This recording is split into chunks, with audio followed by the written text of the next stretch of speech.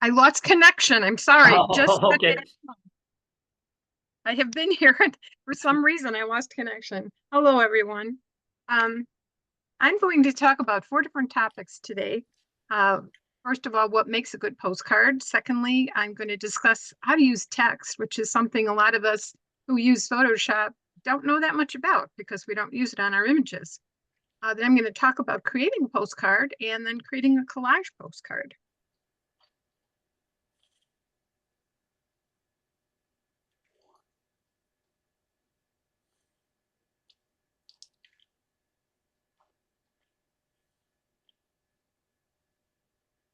Okay, so I have a little series of things I've written called Make Your Best Shot. So this is my Make Your Best Shot postcards. And as I go through this, if there's anything that you want to save, just remember you can always do a print screen of it and take a look at it later. So what makes a good postcard? What attracts you as a shopper to a particular postcard? So there's Joe at a postcard rack in Charleston, South Carolina. Basically, it's impact.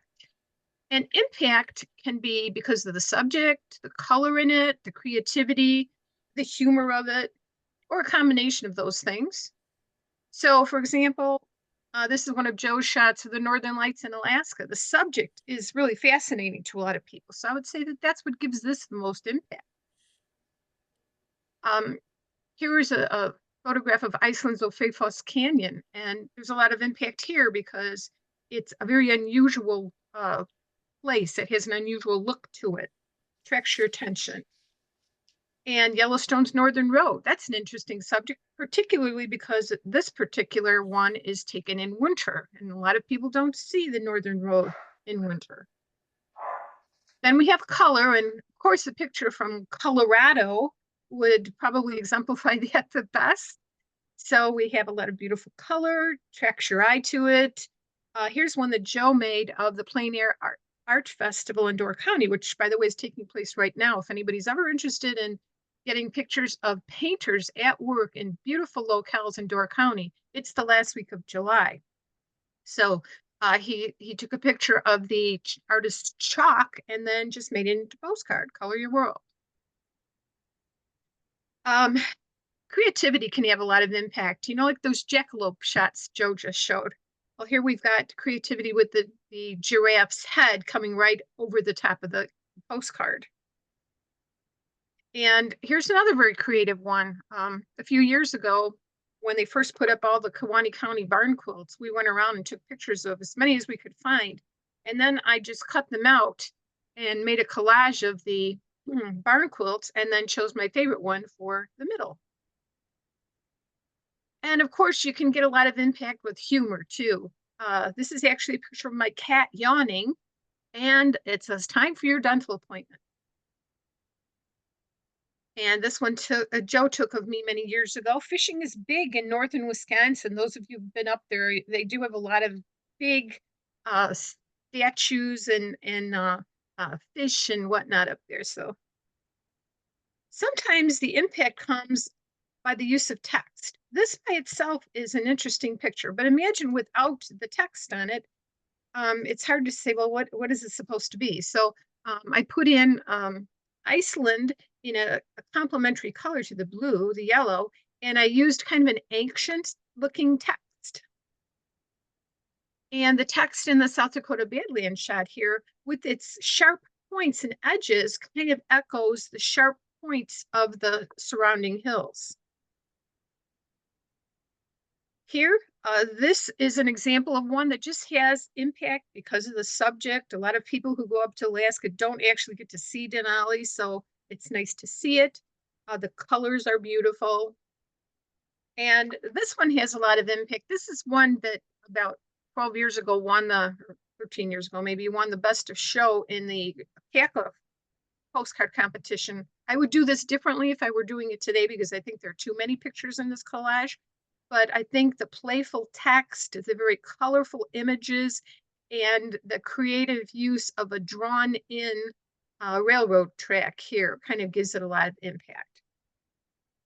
Okay, so impact makes a good postcard. And What I'd like to concentrate on for a few minutes now is text, because as I said before, a lot of us don't really use the text tool. So if you wanted to make a postcard, you need to know a little bit more about it. So the most important element of the postcard is the message you're sending, and it's conveyed with both the image and what you say about the image if you choose to say something. So it's basically a very slow text message with a good graphic that's portable. And Joe kind of gave a similar definition of a postcard before. So the text has an impact because it identifies, enhances, or reinforces the image artistically and could provide an informational, humorous, or ironic comment on the image. So it needs to be appropriate to the image, both in wording and style. So unless you're creating something like a top 10 list on the postcard or a large letter postcard or big letter postcard, the less text, the better in most cases. So this is very topical, seeing we just all might have seen the opening ceremonies yesterday, but the photo of the Eiffel Tower at night can be titled Paris or the Eiffel Tower or City of Lights. But putting more than one of these phrases might make it too wordy. Of course, it depends on where they're placed. So that's why on a commercial postcard, words are kept to a minimum. And often on the back of the postcard, there's a little more information about what's going on in the front. So you can also change the orientation of your postcard text. You can use vertical text in a vertical postcard. And if it's playful, if your postcard's playful, you can try the warp text options, which we'll look at in a little bit, or choose a style, which we'll also take a look at. And choosing a font, to me, is one of the most enjoyable things about getting your postcard just right. It's very time consuming for me and sometimes frustrating because I keep looking at different choices. So it is one of the most important things you want to look at, though. So in the Eiffel Tower example, if you look at those three fonts in white there, the last three are probably appropriate for the Paris postcard. But the first one is definitely, the Arial is definitely too businesslike. And the second one is maybe too flippant. So the text needs to be easily readable and stand out from the background. So you usually have to use a lighter text on a darker card or darker text on a lighter card. But sometimes if you just use a complementary color, and I use yellow a lot, especially against the blue sky, and that works out very well. And if more impact is needed, you might want to do a bold version of that text. You should avoid using an overly complex font unless it fits perfectly with your image, because otherwise it might just be distracting, difficult to read, or worse yet, incompatible with your image. You need to make sure that your font is large enough to stand out, your text rather, and small enough so that it doesn't overpower the image. So here are a couple examples. This image, I think, has a really nice font with a lot of impact. The yellow stands out against the blue sky, and it's been very well placed. You can't really think of, I don't think you would find another place in that postcard where the text should be placed. That's perfect for it. Now here, this could have been called Bond Falls in Autumn, but it's already obvious that it's autumn because you've got the colors in the background. So Bond Falls is better because it doesn't take up a lot of room and it's simple. And the font is well chosen. It kind of flows and it's put in an area where it can be seen well and it doesn't compete with the image itself. Now, I could have put it over on this side on the left because it's a darker background here and it might have stood out more. But the problem with that is I think then you would have an imbalance because here you've got the color versus the color across. Otherwise, it would be very heavy on color here with very little color there. So the placement of the text is very important. So now here are two versions of a Just for Fun postcard, one with regular text, and in a funny card, you can even use a little pull. They're both appropriate. The fonts are appropriate. But the one on the right makes it even more amusing, I think. So how do we create text in Photoshop? As I go through this, if there's anything you want to save for later, just make sure you do a print screen for yourself. Also, you can look at it on the recording. So getting comfortable with a text tool takes time because it's not always easy and not always intuitive. Every time you create a line of text, it's creating a layer in your photograph. It's easily accessed by either choosing the large letter T in Photoshop from the draw section of the toolbox, or just choosing a T on your keyboard. And I've shown the text workspace from Photoshop Elements because I think it's a little easier to see everything, but all of these things are also available in Photoshop, almost all of them. Adobe Photoshop Elements is meant more for people who are creating things, projects, scrapbooking in Photoshop, whereas, of course, regular Photoshop is more sophisticated. But you will find just about everything here in Photoshop. So let's take a look at what's available there. It's divided into 4 parts. 1, 2, 3, 4. And the first deals with the nature and placement of the text. The second with the font. The third with doing what are called faux styles. And you do a faux style if, for example, the text you have chosen doesn't allow you to choose bold or italic. You can use a faux style here. And it also deals with placement. And then finally, the last part deals with special effects. So there are 7 different type tools, and I'm not going to go into all of them. Suffices to say that the ones you will use most are the horizontal text tool, which is your go-to tool, and the vertical text type tool. Next, you have the font section, and you have a font drop-down box. And those of you who use Microsoft Word are familiar with choosing your font. So you can choose the same variety, probably many more here on the Photoshop listing. In the first column here, there's a little O, or down here a TT. O fonts are generally better to use because they're more recent. They were created by Adobe and Microsoft. The ones that are TT are the old fonts that were first introduced in the 90s, and they're not as digitally refined. And besides listing the name of the font, it also shows you what that font is going to look like. And as you use it on as you start putting it in, if you create font and you are ready to choose what font to use on your text, I'm sorry, if you create text, you want to choose your font, it will actually change for you as you go through these and look at them. But if there aren't enough for you here, you can get more online.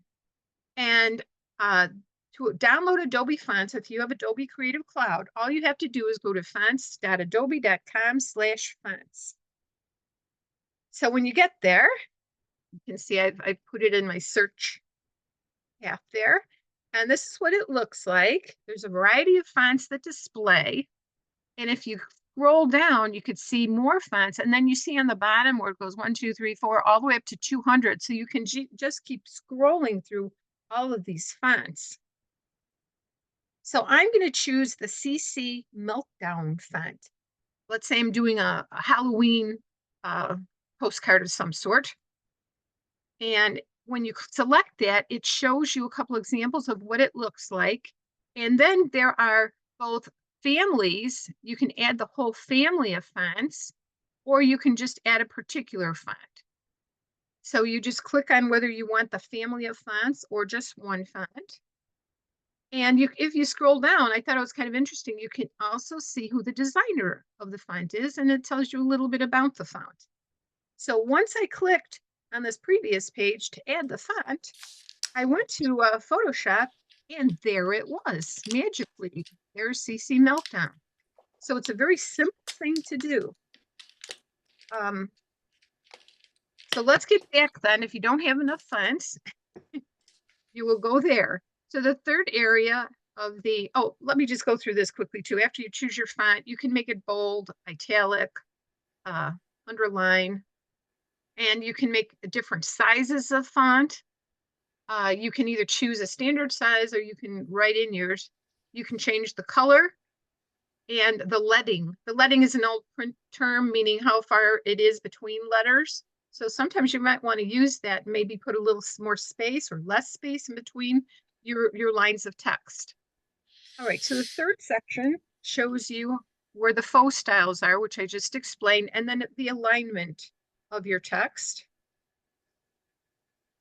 And then finally, you have your fourth area, which lets you add styles to the text. And you can toggle between horizontal and vertical text with this little T, and you could warp the text with this one. And text I really enjoy doing.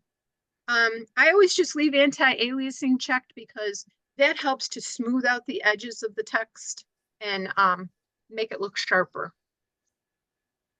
Okay, so here we have a picture of a postcard underway in Photoshop.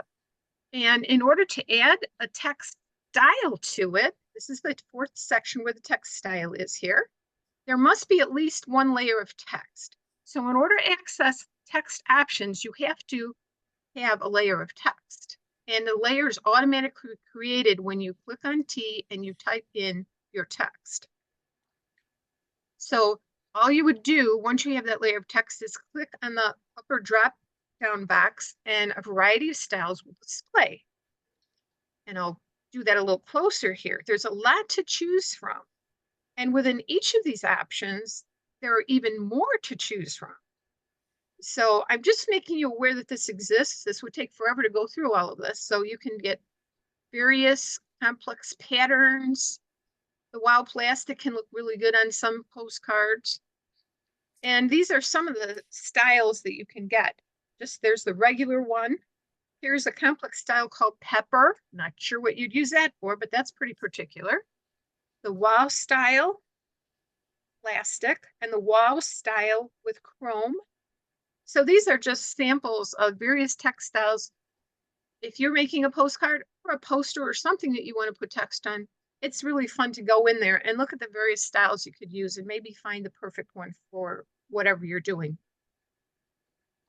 Now, you also saw that there was the warp text option, and each of the warp text options will result in a creative presentation of your text. So be sure to explore these as you work to determine what's best.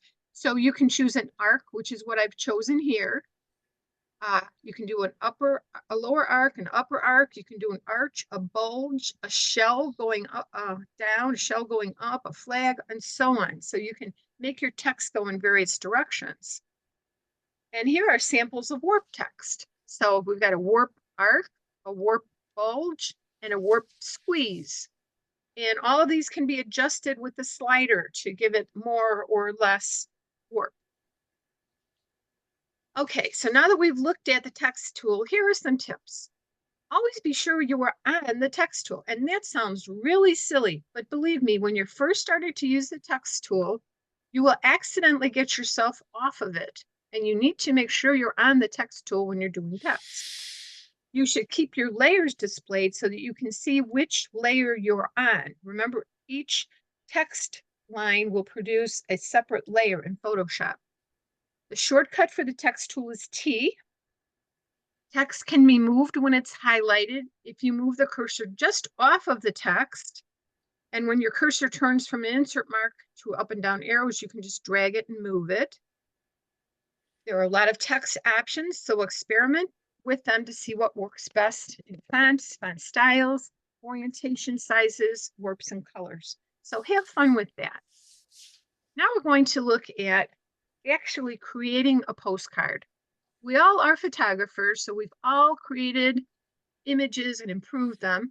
But what am I looking for in a postcard? I'm looking for a high quality image, technically, that tells a good story. So it's nice and sharp. So here is what I would consider a nice raw material, high quality image. It's nice and sharp. It's interesting. It's got good potential for color. And the first thing I need to do is to crop the photo by choosing the best parts of the image, zeroing in on the main subject, and then we're going to be making the aspect ratio of the crop 4:6 or 6:4 for a wide postcard. That is the standard size. You will see postcards of other size, but 4:6 is the standard size. So I'm going to take my image and I'm going to go in and crop the best part. I don't want to use this whole thing because there's a lot of stuff I don't need. There's extra sky, there's extra stuff over on the left. I don't like the dark little piece of ice over there. So I'm going to crop in, and I'm going to do this by making sure I'm on the 4:6 crop. And there's my crop. So I got rid of a lot of things I don't need. And the next thing you need to do is kind of idealize the photo, make it larger than life, but still believable. So here's where it's okay to bring out your saturation tool. So to enhance the photo, I like to correct flaws, add vibrance, add contrast, and sharpen. And since I'm just talking about postcards and not Photoshop, I'm just going to show you what I made it look like by doing all of those things. So another thing you might look for when you're doing a postcard is, do I have a spot to put text on it? So I think I do. Good with that. So I went from this to that to that. All right, now I'm going to add appropriate text, good message, good color, font, placement, and effects. So I start out by just coming up my title, Iceland by Zodiac. And don't really care for the blue too much. Now here, the red's not too bad, but I don't like the idea that it's all caps. It seems like I'm shouting. And that's a little friendlier, but I don't like the placement. I'm thinking that if I do that, that would be better because it's a really nice spot in the postcard. It's kind of blank there and I could fill it in. But that particular text is kind of blah for me. So I'm going to go in and I'm going to change it by using the warp tool here. See, this is Photoshop, so it looks a little different than Elements, but there's your warp tool, just like in Elements. And I'm going to choose a shell. And I'm going to also do a little bit of bending.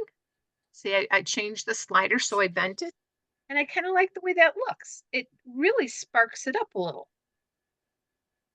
And when I'm done with that, I'm going to go in and flatten the image because I want to work on, I would advise saving it. It's always good to save your image as you go along, but I'm going to flatten it so that I could work specifically on that text. And so what I've done here is I've selected each letter in the text. And since I made the text the color of the suit here, I'm going to make, by doing a stroke, edit stroke, I'm going to add the same color as the green part and the man's jacket as the outline so that it complements this nicely. And there's a nice balance here. So you idealize the photo by making it larger than life, but still believable. You enhance the photo. You add appropriate text to the photo. So I went from the original to this. Okay, now we're going to look at making a collage postcard. And you've probably seen these in shops because, you know, there are so many beautiful things to see. And in a way, the large letter postcard is kind of a postcard collage too, because it has different pictures in each individual letter. So to make a collage, you should select harmonious images that were taken on the same topic under similar lighting conditions. You don't want anything to harshly stand out. Make sure not to use too many images because it can get too busy then, and make sure that each image is good and can stand on its own. And then when you're making the collage, arrange them in a pleasing manner. So here's an easy method for creating a collage in Adobe Photoshop Elements. As I said before, Elements is more for creating things, and Photoshop is more serious for doing your artistic work. You can do some of that in Elements too, of course, but this is meant for creating posters and scrapbook pages and things like that. So the first thing you would do, and if you don't have Adobe Photoshop Elements, you can get yourself a trial copy and see if you like it enough and if you would use it enough to try this. So you go into the photo editor and you opened the already edited photos that you want to use. So I had already worked on several photos that I wanted to use in a collage, and I opened them all up there in the photo bin. And then I'm going to choose at the top here the word create. And when I choose that, I can choose a photo collage, photo prints, photo book, greeting card, so on. I'm going to choose the photo collage, and it will automatically take my pictures and make them into a collage in the postcard format. Now, these photos are not arranged very attractively, but it's easy to fix that. All I have to do is click and drag to adjust the photos in the frame. So you can see where I've already adjusted them a little bit. Now, if you want to swap positions of is going out of the picture, you just right click and then you can just drag it over here and change with the otter. It's very simple to work with. In this case, if you want to replace the photo, and I want to replace this photo because as you can see from this picture, these sea lions are going the wrong way. They're going out of the picture. You don't want things going out of your picture. You want everything coming in.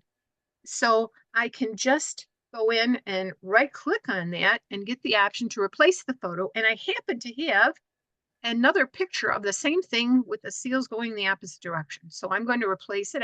That takes me to my file, find the file, and I replace it.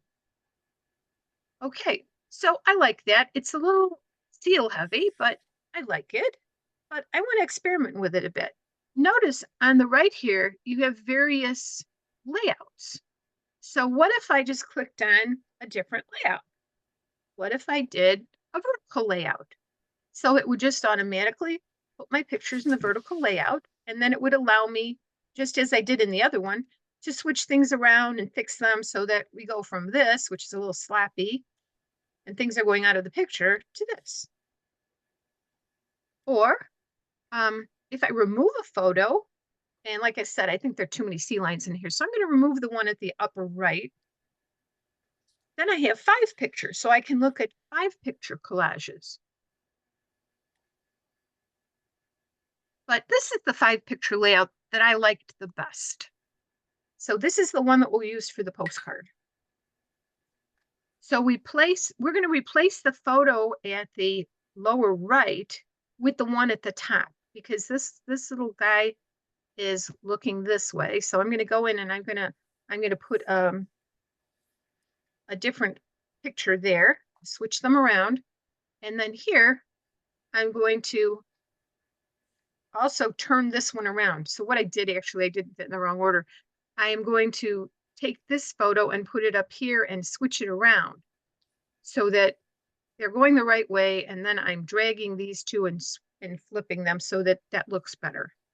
So a little more tweaking of the photos, centering, moving them around gives us this result. So when the collage is done, save it first as a PSE file, which is something that users of strictly Adobe Photoshop are not familiar with. But Photoshop Express allows you to save your project so that you can come to this and you can move all of these things around at another time. So if you want to found another great picture that you want to put in here, you can do that. As long as it's saved as a Photoshop Express, you can open that and get into this. And then you also have to save it for yourself as a PSD file. And this allows you to add text and make any other adjustments to it.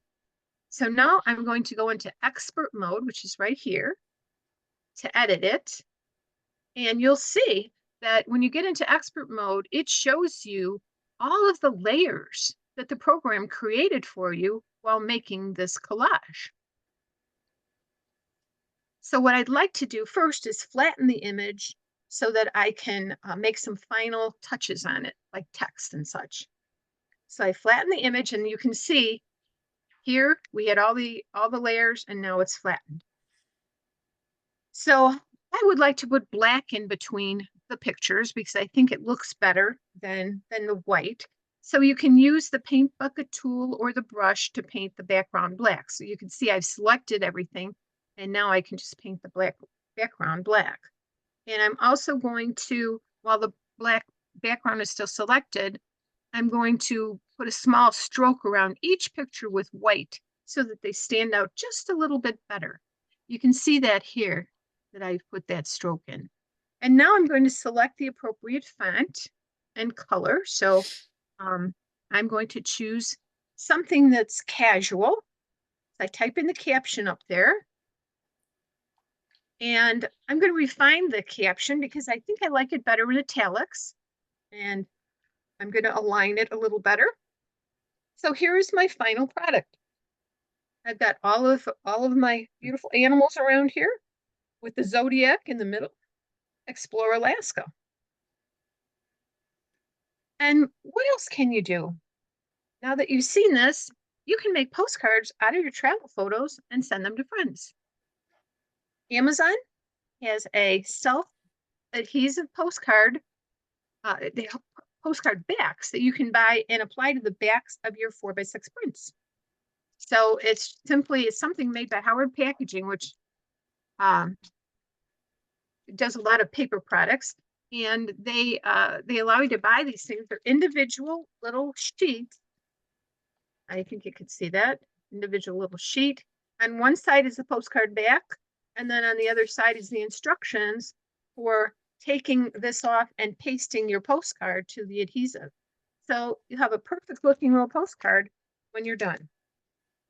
So that's how you can create your own postcards. And of course, Joe and I do these programs because not only of our interest in postcards, but because the Chicago area camera clubs have a postcard competition every year. And we teach people through this program what postcards are all about, how to create them.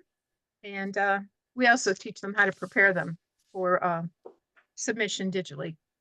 So that's it. Any questions?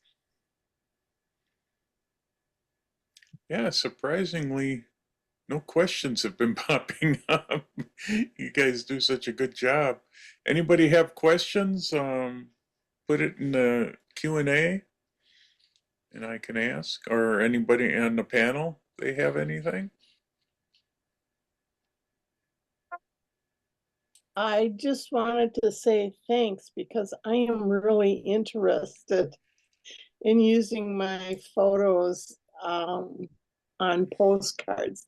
At one point I was going to hand draw postcards and send them to my family and friends, but that required so much more work than using photos that I already have and maybe repurposing them in a specific way. And I really already know how to handle a lot of type and typefaces. My one question is, would I be able to import these photos into Adobe InDesign and create my postcard there and still get the effects that I wanted? I'm not familiar with Adobe InDesign. I'm sorry.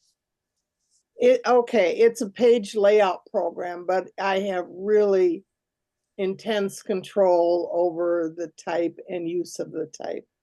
So by saving it as a PDF file, would I be able to, I'm thinking I should be able to get these printed someplace else. Where do you get them printed? Well, you The could print it photo, yourself, or you could take the file to like Walgreens even and use their kiosk to print your 4x6 card. Okay, but now Joe said that the standard size is 3.5 by 6. Is that Well, gonna make a difference? yeah, that's the USPS for their stamps. What a standard size is for the CAC competitions in a lot of places is 4x6. But the 3.5 is in regard to their products and their standards for what type of stamp rate, the postage stamp rate. Okay, so Yeah. going to 4x6 would just mean I would pay a little bit more if I mail these through the post office then. I think 4x6 is still within the limits, within the range of the postcard rate. Okay, 56 cents. okay. Yeah, I could show you that slide again, but it's on their website, USPS website. I will check that out, and I can also watch this video, the video when it goes up online. Mhm. So thanks. Yeah, and by the way, what Marie taught everyone, it's not just applicable to postcards, but if you're creating Christmas cards or, any type of Yeah. a holiday card, the application of text and the use of text or collages is, it's not just applicable to postcards, but it's, any type of a greeting card. My background is actually in graphic design, and so I've been using some of these programs for 20 freaking years already. So it's I'd imagine you that's could create second incredible nature. stuff. Yeah, no. Right. Yeah. Okay. Okay, Thank yeah, you. we gotta, Thank you we so gotta- much for clarifying this. I really appreciate You're yeah, welcome. we got a whole bunch of questions popping in here. Steve Cole is asking about any copyright issues. Not if you're using your own photos, I would think. That's But if you correct. use Mhm. somebody else's photos, that might be a problem. Kenny I Bowman. think copyright issue, if you just used it one time, for a competition or something, but if it's going to be reproduced and disseminated, then there's proprietary rights and, Yeah. permission issues. We actually Sure. had a copyright issue in our CACA competition a couple years ago. Someone took a picture of a big letter postcard of a mural of a big letter postcard and submitted it as a postcard. So there's a question there. But it really wasn't. Yeah. It wasn't his artwork. I mean, he took a Picture of a photograph, but it was not his artwork. And Yeah. that artwork of the mural, actually, that artist used her mural, her outdoor wall mural image on about 20 different products, including coffee mugs and placemats and a lot of different products. So that was a copyrighted, proprietary image. Yeah, so you gotta be careful there. It dawned on me that I said I would show our contact information at the end of the program, and I didn't. If anybody, can I share my screen again and show that? Sure, go ahead.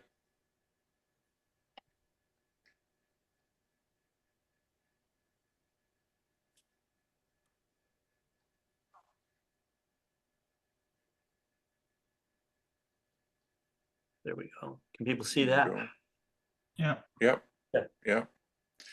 So Kenny Bowman was asking, do you ever use a desktop publisher to create postcards? That's sort of what Ellen's talking about. InDesign is out there, and publisher for Affinity Photo can do it. Actually, there's, I would think, a lot of different ones. Right, we If you don't. Yeah, No. you don't. The other one I was thinking of that I've been using is it's Adobe's. Well, Canva would be one that's similar as well. That has a lot of postcard stuff in it, and a lot of creative stuff. And my mind's gone blank. Adobe Express would be another one that you could do. I create a lot of brochures out of it, and they do postcards and all sorts of different things. So that could be another way to make postcards if you're interested. You still got to get them printed, which I think is one of the next questions from Signa Emmerich. What photo paper do you prefer for printing the postcards on? And she says, of course, excellent program. I prefer to use the premium glossy photo paper. Just like it comes out just like you see the postcards in the gift shops on. And thank you for the compliment. Thank you, Sigmund. Pat Mahoney was asking, can White House or another commercial print house print a photo postcard for him? The back split for address, postage, and a message. I'm not sure. Maybe My advice would be, there's some of these outfits available like Shutterfly and all. They can produce en masse, items. They can produce books. They can produce posters. I'm sure they could do postcards as well. As to whether or not they're offering, with the postcard backs, I would just check with them. Yeah, Look at their website, or call them up and ask them if they can give you advice as to maybe some other purveyor might be able to help with that. yeah, and I- even, You If you, you can if use you the postcard backs as well. Yeah, I think if you would look at like Bayphoto or Miller or some of those labs under the press printed items, I know I've done calendars being able to print on both sides and press printed, and I believe they've got templates for postcards as well. And while I'm at it, first class mail postcards, minimum is 3.5 by 5, maximum is 4.25 by 6, Hmm. according to USPS. yeah. And another place that you could get them printed if you're looking to print quantities is probably just like a Minuteman Press or any commercial small run printer shop would be able to do pretty much, I think, both sides and even the thickness of a postcard. I know Allied Digital Photo in Germantown just made me business cards, and he could probably do the same thing, making postcards. So that would be another source that could work.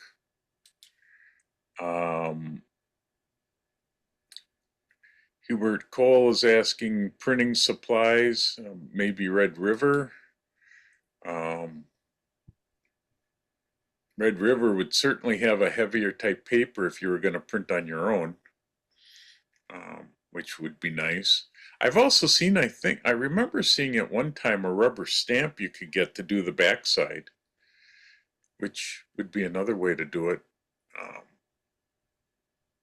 So, I just looked it up. I've had business cards printed up by Vistaprint at vistaprint.com. And I Yeah. see that they do postcards. So they'll be able to print postcards in any quantities. yeah, I would bet I get a lot of business cards also from moo.com. And I believe they do postcards. I'm pretty sure. Sydney Freeman, instead of using Amazon stick-ons, is there any cardstock that is good for printing? You guys have any suggestions on that? I've never been asked the question before, but I'm sure if you go online, you can probably find some cardstock that's thicker. My problem with cardstock is sometimes the colors are a little runny. That's why I just use the glossy paper. Yeah. I would check Red River. They've got so many different types of heavy paper that are designed for printers that might work, but it wouldn't be a glossy finish. It would be really a matte finish. I know I get a lot of Epson paper, and I use their double weight matte for a lot of things because it's a little heavier paper, but again, it's a matte finish. A lot of those papers are like subject to curling sometime with Yeah, with humidity. They don't stand up well to Yeah. moisture. postcards are really printed on a pretty heavy stock or glued to a heavy stock. Now, Marie and I, we do our own Christmas cards, and we use a bond paper by Howard. I forget what the name is, but it has kind of like a linen finish. And I'm sure if you put that on, we go to a commercial printer in the area, and he'll print our images on that paper. But if you did it in postcard size and then used one of the backs, the adhesive backs, you'd probably get a stiffness that would be pretty Yeah. appropriate. Yeah. Is that the same Howard that offers that photo postcard package from Amazon that you held up? You know, I'm not sure because we actually went to the Howard Paper Company in Neenah to pick up our paper on, Okay. around our way to Dorcana. We picked it up there instead of having it shipped. And I know that Howard Paper is big in northern or central northeast Wisconsin there, but this Howard Packaging Corporation is in Wayne, New Jersey. So I don't know if they're related or Okay. not. Mhm, Oh, not all Howards know everybody. Okay, I get that. mhm. Signa is asking, do you also protect the photo side with anything? You know, we don't. And when the photo competition at CACA first started, it wasn't with us, but the people that started it required that the entries be sent to them through the mail. But I guess the conditions of the received postcards were not really equal. And sometimes that influenced the judges, you know, depending upon how bad the mail was or what kind of machine it went through. So they started just requiring a printed postcard. So we don't protect them, and that's part of the thing with a postcard. It looks like it's been sent, I guess. Since COVID, we've been holding this competition completely online. It's worked out very easily for us for judging, but it certainly isn't as authentic as it used to be. Okay. Let's see. Ramona Linger is asking, are there any particular sites that purchase old postcards? There's a collector for anything. Yeah, there's a collector Yeah. for everything. I would contact one of the postcard clubs. The largest one is the one in New York. You know, you could sell at the flea markets and things like that. You might even be able to take your postcards to a flea market where there's somebody selling postcards and ask the person if they would be willing to buy yours. Of course, they're going to have to make some profit on it, so it's not, you know, you're not going to get the same amount of money that the guy is selling the postcard at. But you could try that.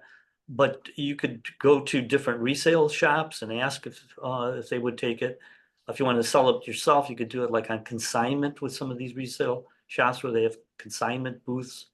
But there's a number of postcard collecting, you know, clubs. There's Mr. Richard Lauder. I showed Lauder in his videos, his Ken Burns style documentary videos.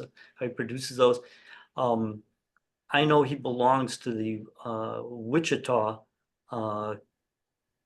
postcard club. You might look online and contact those people. I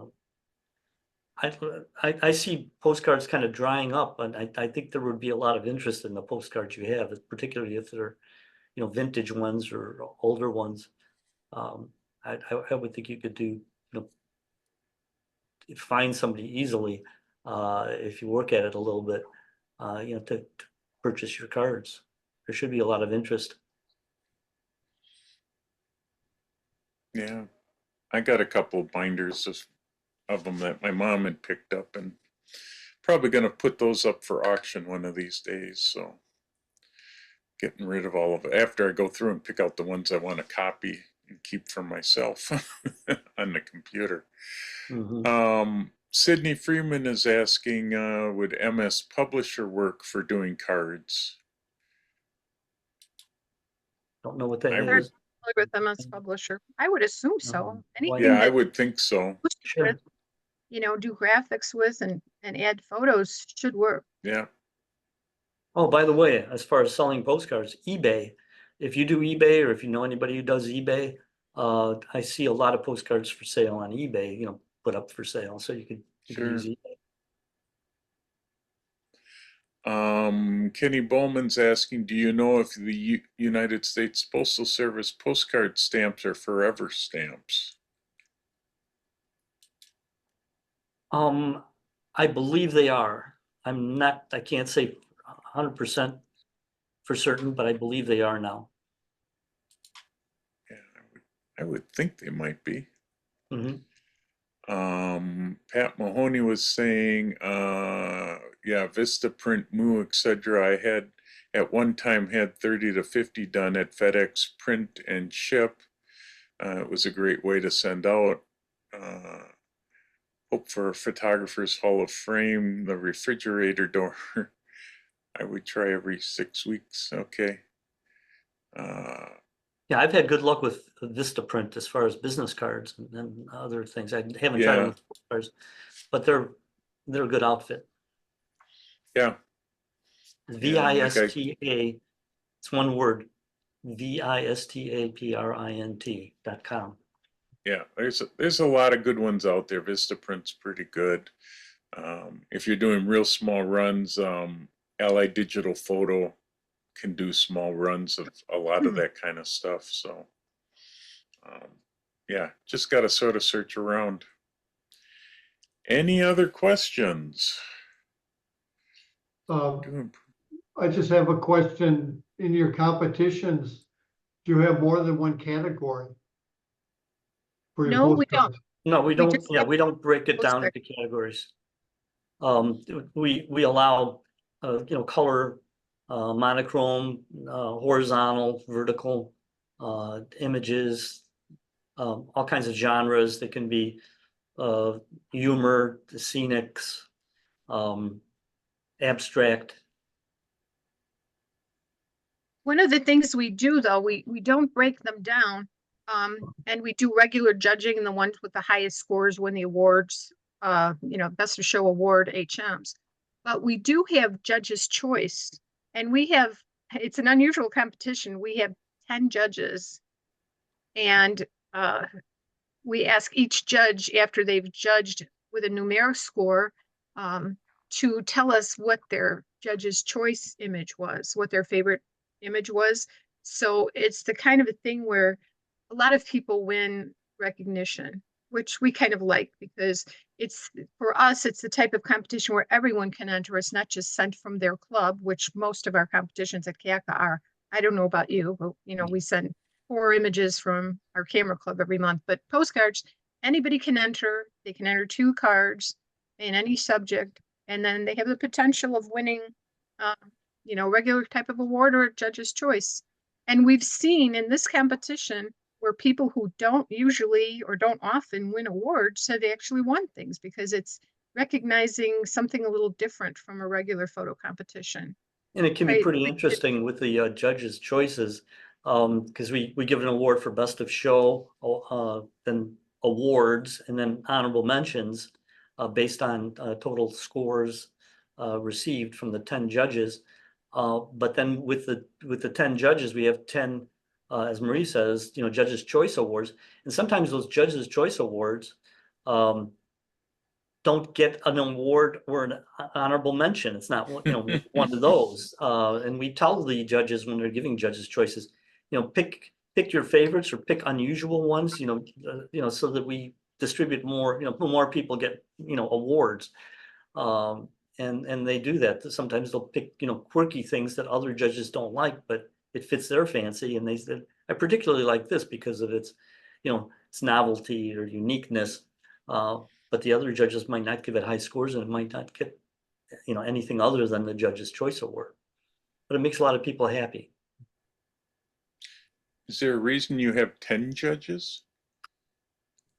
Yeah, we wanted, because there's variability on what makes a good postcard. We think more subjectivity than just judges for regular photo competitions, because of the introduction of text. We require that text be placed, and there's a lot more considerations. No other competition involves requiring text on an image, and somebody might be offended by it. Might not like a humorous card or not get the joke, or if somebody does something inappropriate, like picture of a solemn, like Arlington National Cemetery, and putting on in lime green font, wish you were here, something like that, then inappropriate, where it might offend judges. But some judge might think, oh, I thought that was really clever. And There's a lot of variability, even more so than just regular photo competitions without text and without messaging. So we think it's better to have a large number of judges, and it's borne out in the scoring. When we look at the scoring, you know, we do little statistics and things. Some cards get sixes, you know, in the regular, you know, 6 to 9 scoring, and the same card will get a bunch of 9s, and you know, you'll get 5 judges giving it a 9 and 2 judges giving it a 6, and then, you Yeah. know, everything in between. You know, I think another reason why we've done that is in the past, it was a print competition.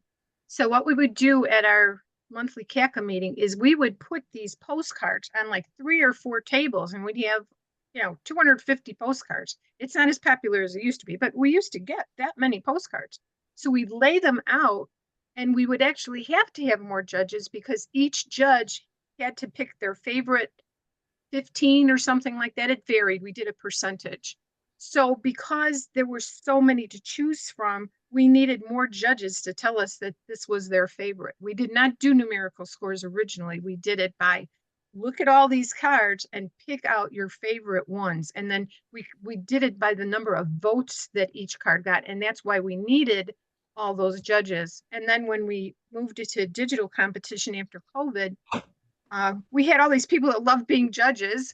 And it did turn out, like Joe said, to be a good idea because you do have this variability, this wide range of thought of what makes a good postcard.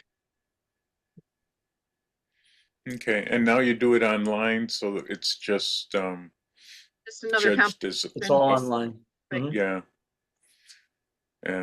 But you still have the proportion of 4x6 that you're requiring.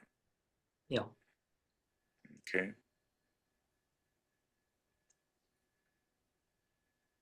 Oh, Ramona was is meant to asking, set where standard. do you find the judges? Well, Getting 10 has got to be pretty tricky these days. yeah, I just got one the other day from Calgary. I'm extending my, you know, Canada. I'm extending my range. We got a couple from California, and you know, not necessarily for the postcard judging, but for other. I'm president of a camera club, and I'm finding it hard to find judges. Our judges list for CACA, which is like a sister type of organization. That's an umbrella group like WACO. CACA has about 30 camera clubs within the organization. We used to have a large list of photo judges, and that's dwindled down by a lot as people have moved away. But thanks to Zoom, I can still catch these judges. They're no longer in CACA or in the Chicago area, but I can catch them in California or you know, Wisconsin. Like Jeff and Ken have judged our competition. Thank you. Yeah. You know, annually for the last several years. So we're able to find judges that used to be in CACA but have moved away, have retired and, you know, moved away.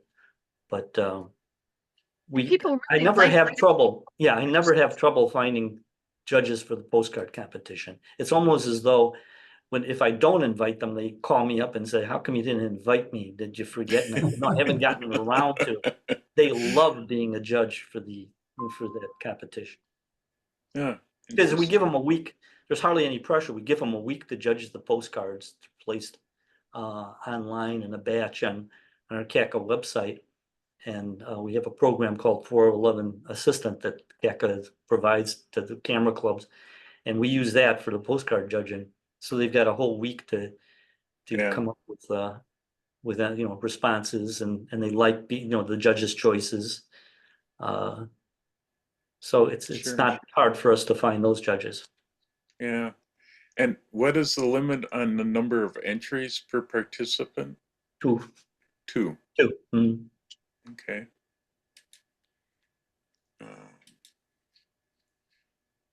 Okay, And Marty, the only what did you one say? of the requirements that we should point out in case you're, you know, thinking about setting up a competition, is that nothing on the postcard, on the image, can be used to identify the maker. Any hint that, you know, who the maker is. So no watermarks or, I mean, we've had in the past, somebody put their postcard, I mean, their copyright on there. It's like, you know, we don't want the identity of the maker, you know, to show. I had somebody submit Put a their name in the selfie. title. Yeah, I had somebody submit a selfie and wanted to know if that's okay. I said, well, I know who you are, and I think other judges know who you are, so no, you know, you can't do that. By the way, we were asked by the Tulsa Camera Club to give this presentation. We did that a couple of years ago, and they were so inspired, it sparked their interest in it, and they conducted their own postcard competition, and they showed me the results. And they did something interesting. They picked the 6 best, put them on posters, and put them in grocery stores and places locally, and asked people to vote on their favorites. And that was kind of a neat little catch thing too. They're already been judged. I mean, you know, the 6 best were chosen, but they showed me the winners of the regular competition, and the amazing postcards that these people produced. Huh. Okay, here's something that Marty just made up using pages from Oh, Oh, one of our favorite places. Oh, thank you so much. Yeah, Anderson So- Dock. yeah. Yeah. So, I mean, I literally just did this in about 2 minutes in Apple Pages. So no, I didn't get into like where it says thank you. I didn't do that, but I did add, the Apple has a template for postcards. So I did add obviously the return address and the main address, and I put a little stamp up there. But you know, there's you don't have to get, I guess my point is, you don't have to get as involved as everything you can do in Photoshop to do a simple little greeting card or a postcard. Right. I think there's a lot of Exactly. programs out there for it. So yeah, for whatever it's worth.